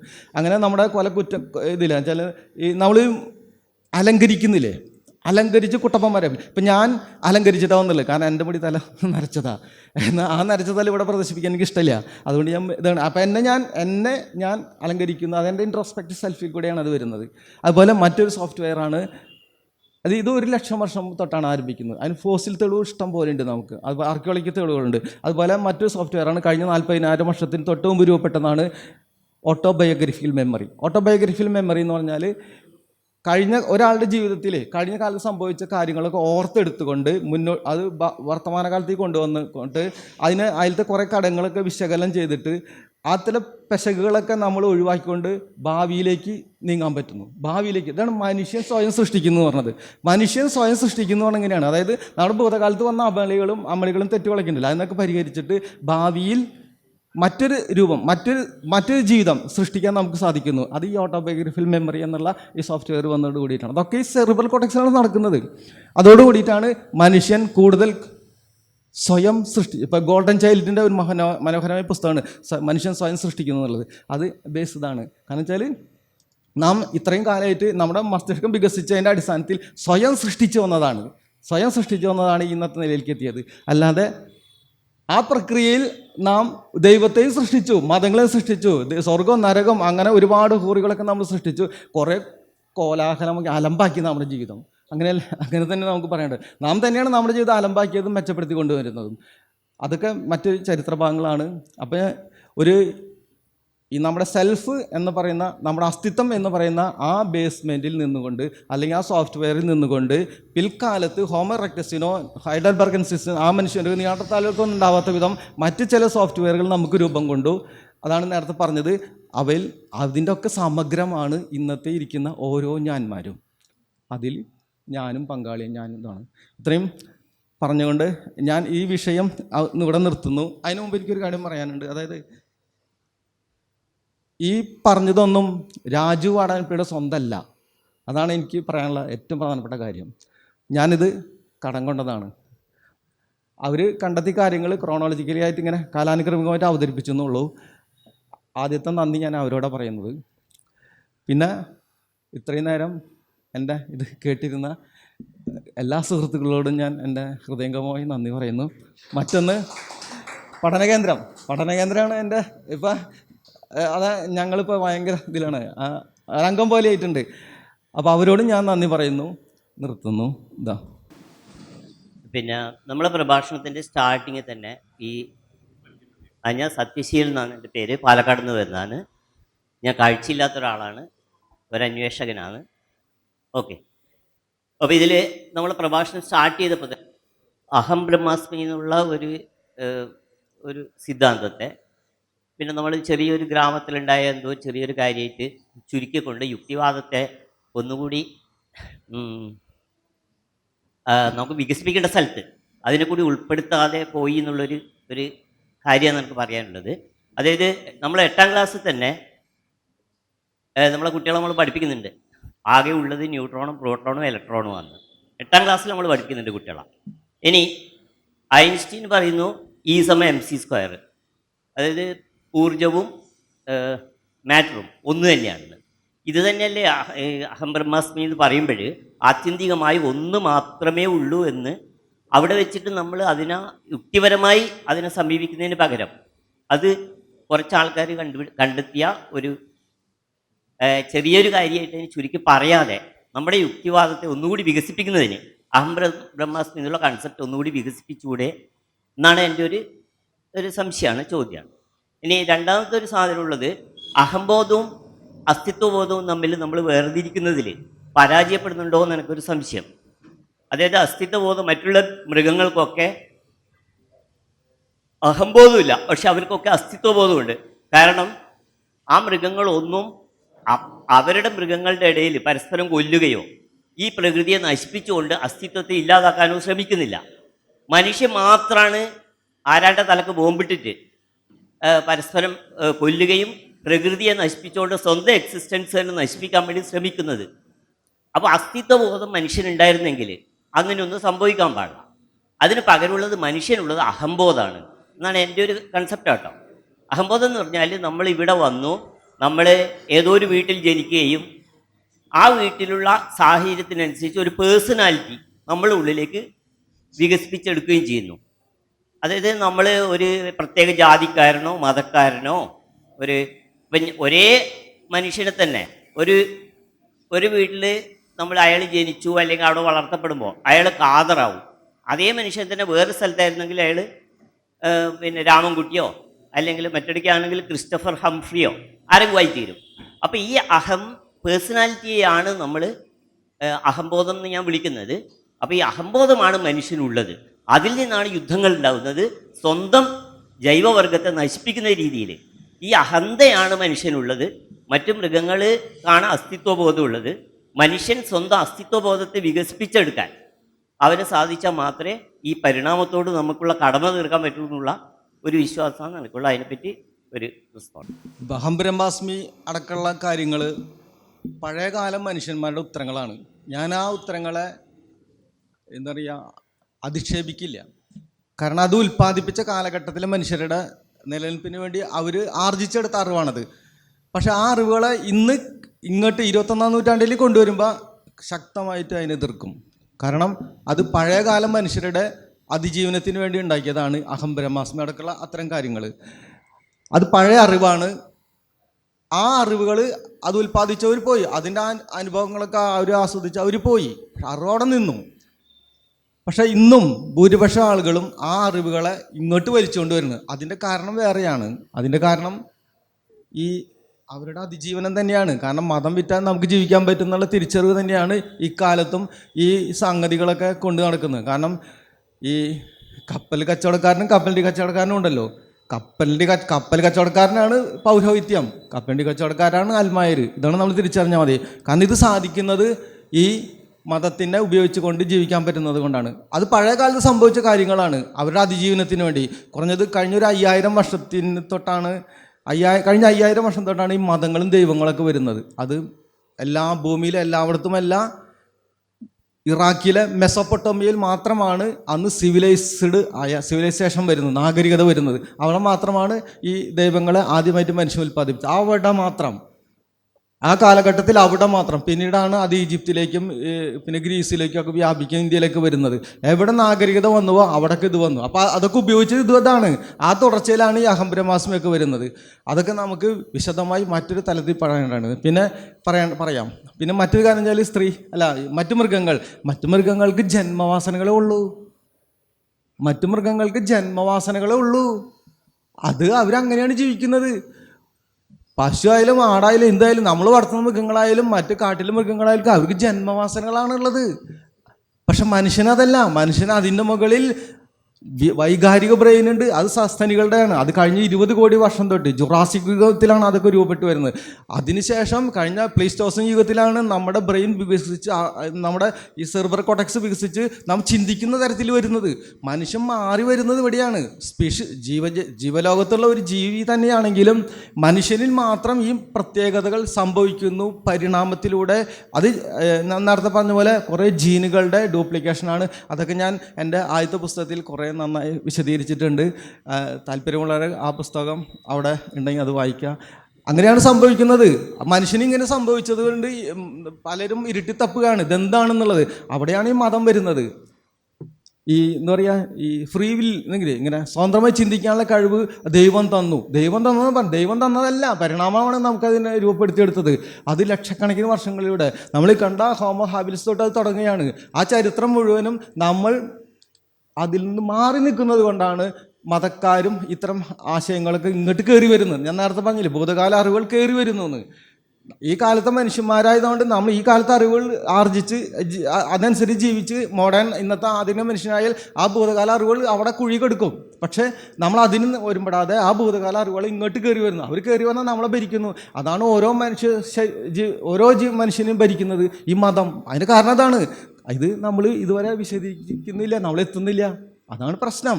അപ്പോൾ ഇതൊക്കെ മനസ്സിലാക്കിക്കൊണ്ട് അടുത്ത കാലഘട്ടങ്ങളിലേക്ക് നമ്മൾ നല്ലൊരു കാൽവെയ്പ്പ് നടത്തിയാൽ യുക്തിവാദികളുടെ ഗ്രൂപ്പ് ഉണ്ടാവണമെന്നല്ല, മനുഷ്യൻ ചിന്തിച്ച് നല്ലൊരു ജീവിതം ടെൻഷൻ ഇല്ലാത്ത, സ്ട്രെസ് ഇല്ലാത്ത, ഈ ഒരു ഉദാഹരണം പറഞ്ഞാൽ ദൈവത്തിൻ്റെ പേരിൽ തന്നെ നശിക്കുന്ന അനവധി ആൾക്കാരുണ്ട്. വിശ്വാസിയായി കഴിഞ്ഞാൽ അവർക്ക് ഈ സ്ട്രെസ്സ് കൂടും. കാരണം ഈ പ്രത്യേകിച്ച് ഇസ്ലാം മതത്തിലൊക്കെ ഈ മാലൊക്കെ ഇട്ട് കിടക്കുന്നുണ്ട്. അതൊക്കെ ഭയങ്കര സ്ട്രെസ്സാണ്. കാരണം നരകത്തിലെ ഈ അഗ്നിയെക്കുറിച്ചുള്ള ഭീതി അവിടെ മനുഷ്യനെ ഇട്ട് പൊരിക്കുമ്പോൾ അവന് ആ തൊലി കരിഞ്ഞു വരുമ്പോൾ വീണ്ടും തൊലി വെച്ച് കൊടുത്ത് അനാദി കാലത്തോളം മനുഷ്യൻ്റെ പീഡനം നീട്ടുന്ന ഒരു ദൈവം, ആ ദൈവത്തെക്കുറിച്ച് ചിന്ത മനുഷ്യനിൽ വരുമ്പോൾ ആ ഓർമ്മ വന്നു കഴിഞ്ഞാൽ അവിടെ സിനിമ പോലെ അതിങ്ങനെ വന്നുകൊണ്ടിരിക്കും മനുഷ്യന്. നമ്മുടെ ഭാവനയ്ക്ക് അങ്ങനത്തെ ഒരു കഴിവുണ്ട്. അവിടെ സ്ട്രെസ് ഉണ്ടാവും, നമ്മുടെ പിരിമുറുക്കം, മാനസിക സമ്മർദ്ദം, രോഗങ്ങളിലേക്ക് ഒരു കാൽവെപ്പാണത്. ഞങ്ങൾക്കതില്ല. യുക്തിവാദികൾക്കായ ഞങ്ങൾക്കതില്ല. എനിക്കതില്ല. അതുകൊണ്ട് ഇന്നും ഒരുവിധം ചുള്ളനായിട്ട് തന്നെ ഞാൻ നടക്കുന്നത്. കാരണം ഒരു സ്ട്രെസ്സും ഇല്ല, ഒരാളും പേടിക്കില്ല. ഒരു ചെറിയ സംശയം ചോദിക്കാനാണ്. ഒരു പ്രദേശത്ത് പഴയ കാലത്ത് 2+2=4 കണ്ടുപിടിച്ചു, അല്ലെങ്കിൽ അവർ തിരിച്ചറിഞ്ഞു, അല്ലെങ്കിൽ വിശദീകരിച്ചു. ഇന്നും മനസ്സിലായില്ലേ പറഞ്ഞത്? ഈ അഹം ബ്രഹ്മാസ്മി ഒരു പ്രദേശത്ത് കണ്ടുപിടിച്ചു എന്ന് പറയുന്നതിന് പകരമായിട്ട് ഞാൻ ആ പ്രദേശത്ത് 2+2=4 എന്ന് കണ്ടുപിടിച്ചു എന്ന് പറഞ്ഞതേ ഉള്ളൂ. ആ അറിവ് നാം തുടരുകയാണ്, ഇന്നും ഉപയോഗിക്കുകയാണ്.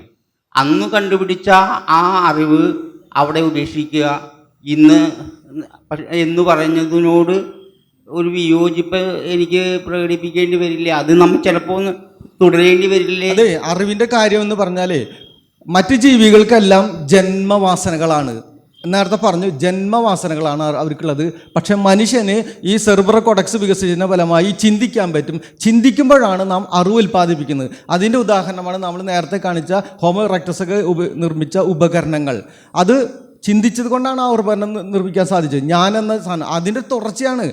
ആ ഹോമോ ഇറക്ടസ് നിർമ്മിച്ച ആ ഉപകരണത്തിൻ്റെ തുടർച്ചയാണ് ഈ ലാപ്പ്, ഈ മൊബൈൽ, ഈ സാധനങ്ങളെല്ലാം നാം ഉപയോഗിക്കുന്ന എല്ലാ വസ്തുക്കളും അതിൻ്റെ തുടർച്ചയാണ്. അത് അഭംഗുരമാണ്. ഇങ്ങനെ ഒരു വിട്ടുപോകുന്നില്ല. സ്പീഡ് കുറവുണ്ട്, അത് വിട്ടുപോകുന്നില്ല, വരുന്നുണ്ട്. സ്പീഡ് വരുന്നത് കഴിഞ്ഞ 10,000 വർഷത്തിന് ശേഷമാണ്. കാരണം അവിടെ നമ്മൾ കൃഷി കണ്ടെത്തുന്നു, ആഹാരം ഉൽപ്പാദിപ്പിക്കാൻ തുടങ്ങുന്നു. ആഹാരം ഉൽപ്പാദിപ്പിക്കാൻ തുടങ്ങുമ്പോൾ ആളാണ് നാം ഇന്നത്തെ നിലയിലേക്കുള്ള വികാസം ആരംഭിക്കുന്നത്. അതിനു മുമ്പ് വരെയുള്ള കാലം, കഴിഞ്ഞ 10,000 വർഷമുള്ള കാലം വളരെ മന്ദഗതി തന്നെയാണ്. പക്ഷെ നടന്നിരുന്നു, അറിവ് ഉൽപ്പാദനം നടന്നിരുന്നു. പിന്നീട് കൂടി വരുന്നു. സിവിലൈസേഷൻ വന്നതിന് ശേഷമോ, നാഗരികത വന്നതിന് ശേഷമോ അത് അതിഭയങ്കരമായ രീതിയിൽ കഴിഞ്ഞ 5000 വർഷം തൊട്ടുള്ള ആ കുതിപ്പാണ് ഇന്ന് നമ്മളിപ്പോൾ എയുടെയും അങ്ങ് ഇപ്പം സൗരയൂഥം കടന്നു പോയില്ലേ, വോയേജർ. അതുപോലെ എത്ര എണ്ണം 15 ലക്ഷം കിലോമീറ്റർ അകലെയാണ് ജെയിംസ് വെബ് നിൽക്കുന്നത്. ഇതൊക്കെ സാധിച്ചത് കഴിഞ്ഞ 5000 വർഷത്തിന് ശേഷമുള്ള സിവിലൈസ്ഡ് കമ്മ്യൂണിറ്റി വന്നു. ഒപ്പം ഭക്ഷണത്തിലുള്ള നമ്മുടെ ആ സ്ഥിരത കൂടി വരുമ്പോഴാണ് നടക്കുന്നത്. ഭൂതകാലങ്ങളിൽ അതില്ല.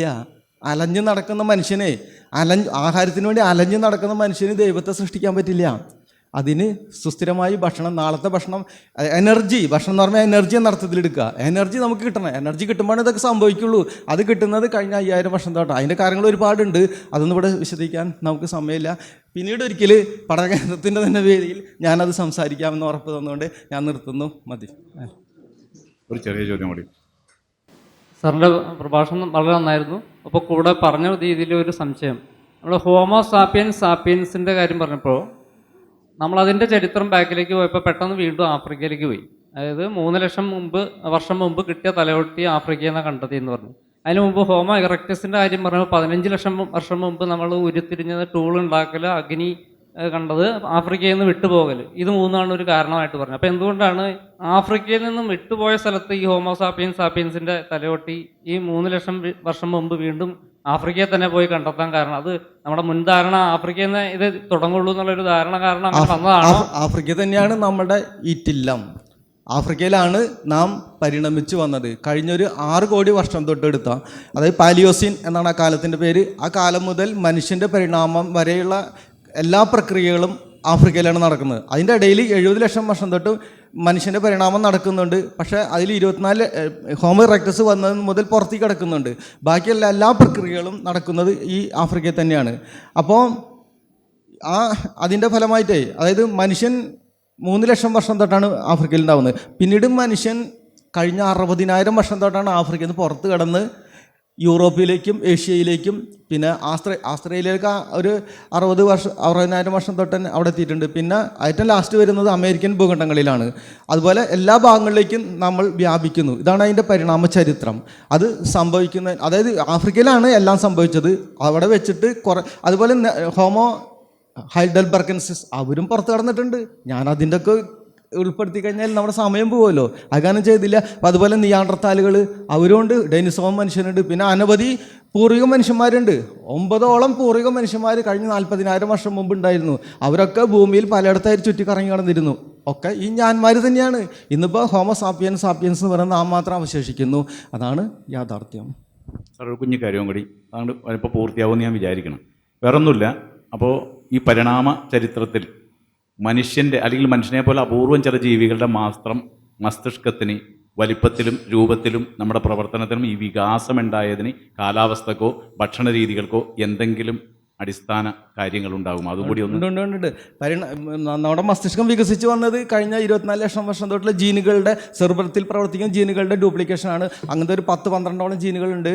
അവയുടെ ചരിത്രം കഴിഞ്ഞ 2012 മുതലാണ് അത് കൂടുതൽ വെളിവാകാൻ തുടങ്ങിയത്. ഇപ്പോഴും വെളിവായിക്കൊണ്ടിരിക്കുന്നുണ്ട്. എത്ര കുഴിച്ചാലും ഘനിച്ചാലും തീരാത്തതാണ് നമ്മുടെ മസ്തിഷ്കം. ഈ പ്രപഞ്ചത്തിലെ ഏറ്റവും വലിയ സങ്കീർണമായ അവയവമാണ് ഈ സാധനം എന്നുള്ളതാണ്. അപ്പം ഈ പരിണമിച്ച് വന്നു എന്ന് പറഞ്ഞല്ലോ, അത് അതിൻ്റെ രണ്ടാമത് പറഞ്ഞെന്താണ്? ആ വളർച്ചയ്ക്ക് കാരണം നമ്മുടെ ജീവിത രീതിയിലുള്ള കിട്ടി. അതെ, അതോടൊപ്പം തന്നെ മനസ്സിലാക്കേണ്ട ഒരു കാര്യം ഉണ്ടല്ലോ, എനർജിയാണ് ഇതിൽ പ്രധാനം. എനർജി ഇഷ്ടംപോലെ കിട്ടുക. അപ്പോൾ അതായത് നമ്മൾ ഈ ഹോമോ ഇറക്ടസ് വേവിച്ച ഭക്ഷണം കഴിച്ചെന്ന് പറഞ്ഞു. വേവിച്ച ഭക്ഷണത്തിൻ്റെ പ്രത്യേകത എന്താണെന്നറിയോ? പച്ചക്കറിക്കാർ ഇവിടെ ഉണ്ടെങ്കിൽ എന്നോട് ക്ഷമിക്കണം, പച്ചക്കറി തൊടരുത്, പച്ചക്കറി കഴിക്കാൻ പാടില്ല, അത് വേവിച്ച് തന്നെ കഴിക്കണം. വേവിച്ച് കഴിച്ചാലത്തെ ഗുണം എന്ന് പറഞ്ഞാൽ അതിൻ്റെ എല്ലാ പോഷകങ്ങളും പ്രത്യേകിച്ച് എനർജി നമുക്ക് അതിവേഗം റിലീസാവും ഇതിൽ. അങ്ങനെയാണ് വന്നിട്ടില്ല. അത് നമ്മുടെ വയറ്റിൽ അതിൻ്റെ തെളിവുകളുണ്ട്. പല ഭാഗങ്ങളും ചുരുങ്ങിപ്പോയി. അതൊക്കെ സംസാരിക്കണമെങ്കിൽ ഇപ്പോൾ ഒതുക്കില്ല. എന്നാൽ അദ്ദേഹം പറഞ്ഞുകൊണ്ട് പറയാണ്. അപ്പം അതുപോലെ തന്നെ പ്രധാനപ്പെട്ട ഒന്നാണ് മാംസഭക്ഷണം കഴിക്കാതെ പച്ചക്കറി ആയിരിക്കുന്നവൻ ഇന്ന് അങ്ങനെ ഇരിക്കുന്നുണ്ടെങ്കിൽ അവനെ സംശയിക്കണം. കാരണം അവൻ വേറെ തരത്തിൽ ഇന്നിപ്പോൾ അതിൻ്റെ ഗുളികകളും സാധനങ്ങളൊക്കെ കിട്ടുമല്ലോ, അങ്ങനെ ആയിരിക്കാം. പഴയ കാലത്ത് സാധ്യമല്ല. കാരണം നമ്മുടെ ബ്രെയിനിൻ്റെ ഏറ്റവും വലിയ പ്രവർത്തനത്തിന് വേണ്ട ഇതാണ് ഈ പ്രത്യേകിച്ച് വിറ്റാമിൻ B12. ഈ ബ്രെയിനിലെ ഇതിൻ്റെ ന്യൂറോൺസ് കണക്ഷൻ വളരെ അത്യാവശ്യമാണ്. മെയിലിൻ ഷീത്ത് എന്നൊക്കെ പറയും. ആ സാധനങ്ങൾക്ക് നിർമ്മിക്കാൻ വേണ്ടിയിട്ട് ഈ വിറ്റാമിൻ B12 അത് അനിവാര്യമാണ് സാധനം. അത് മാംസത്തിലും മുട്ടയിലും മീനിലും ഉള്ളൂ. അതുപോലെ തന്നെ മറ്റൊരു ഘടകമാണ് ഈ ഡോക്കോസഹെക്സനോയിക് ആസിഡ് എന്ന് പറയും, DHA എന്നുള്ളത്. ഇപ്പം കുറച്ച് കാലത്തൊക്കെ അത് പ്രചാരം നേടി വരുന്നുണ്ട് DHA.